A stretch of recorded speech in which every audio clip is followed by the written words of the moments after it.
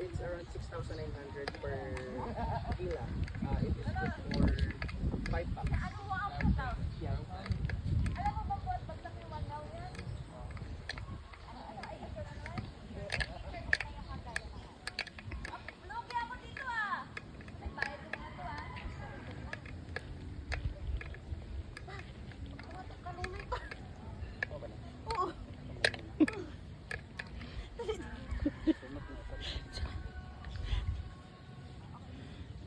Dili kami oh.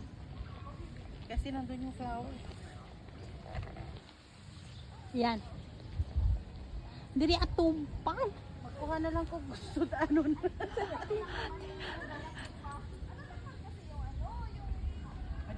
Parang mas malalaki kasi bulaklak dun.